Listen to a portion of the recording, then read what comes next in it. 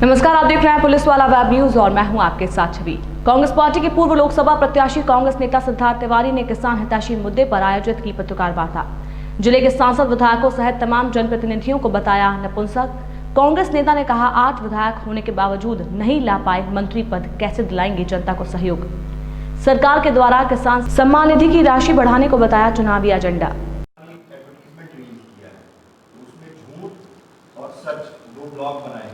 झूठ में वो सब तमाम चीजें हैं जो एलिगेशन कांग्रेस और अपोजिशन लगा रही है, और वो बार बार इस चीज को फोर्स कर रहे हैं कि मल्टी व्यवस्था पहले की तरह संचालित रहेगी, एमएसपी मिलता रहेगा। पर ड्राफ्ट में इन चीजों का जिक्र नहीं है। शायद ये लड़ाई इसी चीज की है कि ड्राफ्ट में नहीं इंक्लूड किया है। बिल्कुल ड्राफ्ट में नहीं, बिल की भी बात है।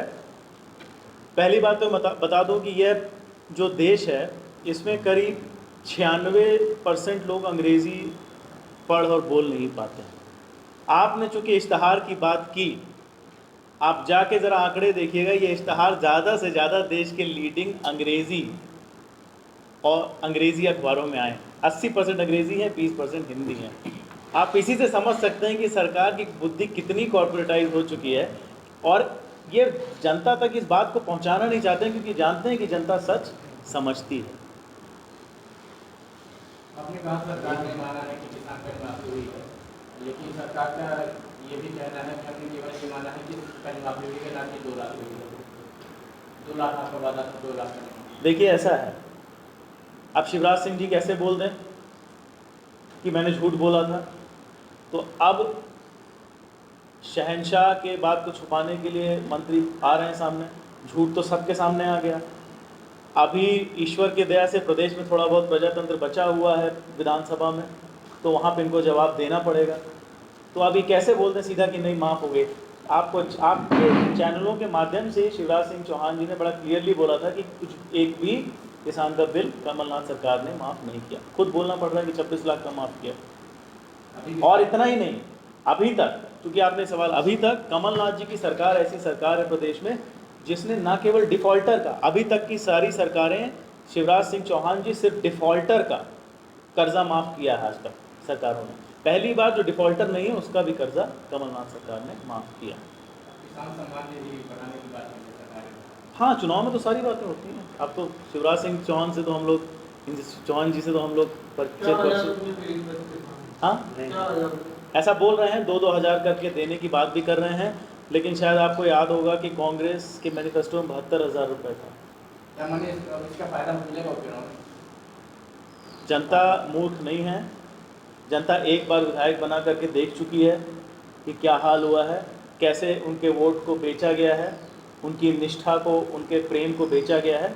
दोबारा उनको जनता वोट नहीं देगी और 28 में से 28 सीटें कांग्रेस जीतेगी।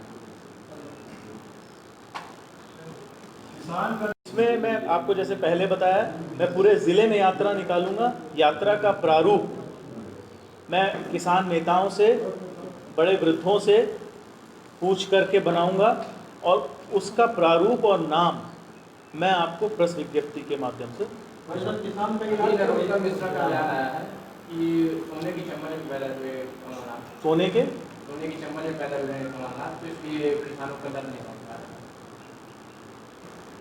नरोत्तम मिश्रा जी अपनी कॉन्स्टिट्यूंसी और छिंदवाड़ा दोनों को कंपेयर कर लें। सोने के चम्मच, चांदी के चम्मच में पैदा हुए कि नहीं ये तो ज़रूर अलग बात है, लेकिन छिंदवाड़ा को सोना ज़रूर बना दिया, और प्रदेश को भी बनाना चाहते थे, जिसको नरोत्तम मिश्रा जी जैसे माफियाओं ने पैसे के दम पे गिराया है। नरोत्तम मिश्रा जी दिन में 3 बार कपड़े बदलते हैं।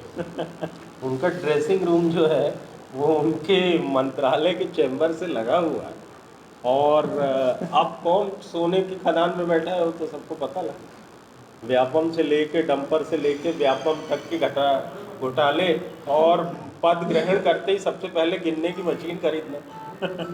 रीवा से शुरू हुआ।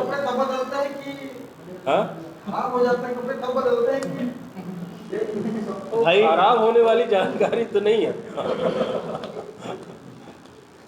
बाई इलेक्शन में एक सीट विन की है अनूपपुर, और ये जो किसान कर्ज माफी का मुद्दा है परसों से क्लियर हो गया है। क्योंकि ये एक्सपोज हो गया एक तरह से कि 26 लाख किसानों का कर्जा माफ हुआ, तो इसको कितना फोर्सली यहाँ पर प्लॉट करने की कोशिश होगी कि पब्लिक के बीच में ये चीज जाए। पूरी एक सीट पूरी कोशिश है। पूरी ताकत से करेंगे। और एक चीज़ और आपको मैं बताऊं, पब्लिक ने जो वोट दिया था 18 महीने पहले, वो शिवराज सिंह चौहान की मध्य प्रदेश की सरकार के खिलाफ किया था, ना कि ये विधायकों के चेहरे पे वोट हुआ।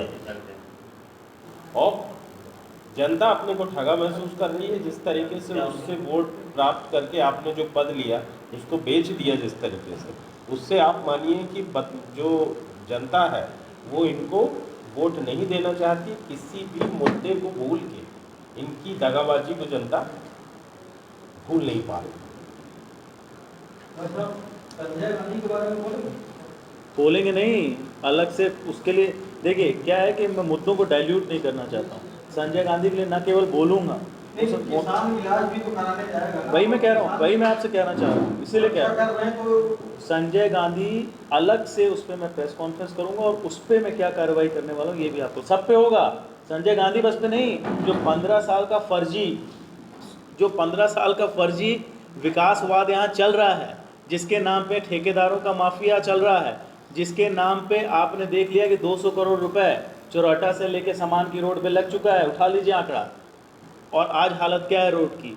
एक और बात मैं और आप बता दूं, चूंकि आपने सरकार के विकास की बात की है, बाईपास जो बना है चौराटा बाईपास, जा करके उसमें आप देखिएगा, उसका पहले तो उसकी गुणवत्ता देख लीजिएगा।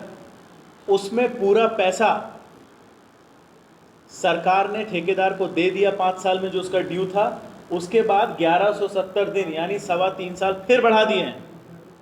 उसका ड्यू खत्म हो गया था, कांग्रेस की सरकार में खत्म हो गया था। जैसे ये नई सरकार आई, बिना किसी लॉजिक के, बिना किसी एक्सप्लेनेशन के उसको वापस 3.25 साल के लिए 3.25 साल के लिए बढ़ा दिया गया। और इसमें यहाँ के भारतीय जनता पार्टी के बड़े नेता भी उस ठेकेदार के साथ शामिल हैं। और इसमें कम से कम 100 करोड़ रुपए घोटाला है, इसको मैं उजागर करूंगा अलग से। हाँ, तो कोर्ट में गया था कि हमारे इतना काम करवा लिए, कोर्ट ने ऑर्डर दिया। हाँ, आया कोर्ट को तो पुराना ऑर्डर था, अभी जो नया उनका ऑर्डर है उसमें 3.25 करोड़। कोर्ट ने सरकार को आदेश दिया था कि जो आप 36 रोड बने जिसका इसका खर्च करवाए उसके लिए। हाँ वही बात है, वही कह रहा हूँ, 3.25 उस सर्विस रोड का, वही आप चूंकि